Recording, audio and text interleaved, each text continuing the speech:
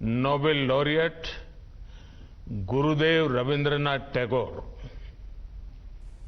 In his writings, he had cautioned against greed because it prevents us from realizing the truth. The ancient Indian Upanishads also wished for Ma Grada, meaning let there be no greed. Friends, the impact of corruption is felt the most by the poor and the marginalized. It affects resource utilization. It distorts markets. It impacts service delivery. And ultimately, it diminishes people's quality of life. In the Arthashastra, Kautilya asserts that government's duty is to enhance the state's resources, to maximize the welfare of its people.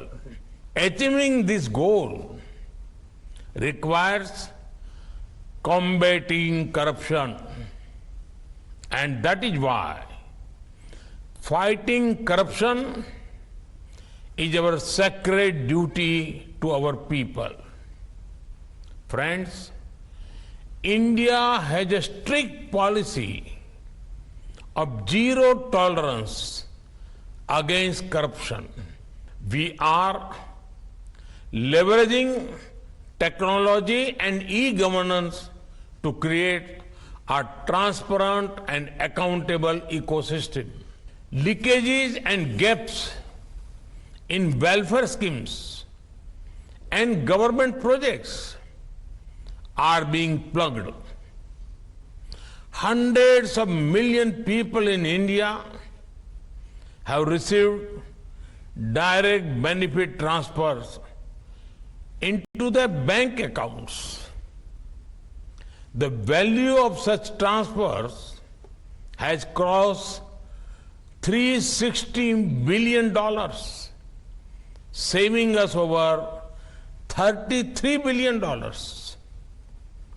We have also simplified various procedures for businesses. Automation and digitization of government services have eliminated rent-seeking opportunities. Our government e-marketplace or GEM portal has brought greater transparency in government procurement. We have also been aggressively pursuing economic offenders. We enacted the Economic Offenders Act in 2018. Since then, we have recovered assets worth over $1.8 billion from economic offenders and fugitives.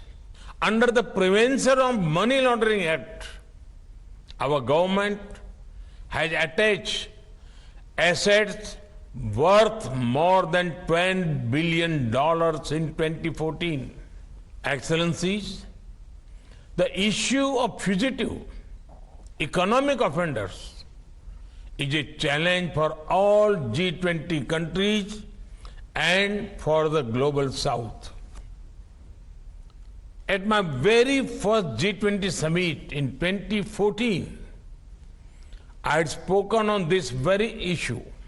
At the G20 summit in 2018, I presented a 9-point agenda for action against fugitive economic offenders and for asset recovery.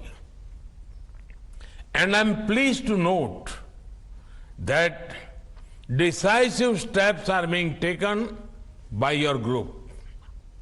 We welcome the action-oriented, high-level principles on three priority areas: law enforcement cooperation through information sharing, strengthening asset recovery mechanism, and enhancing integrity and effectiveness of anti-corruption authorities.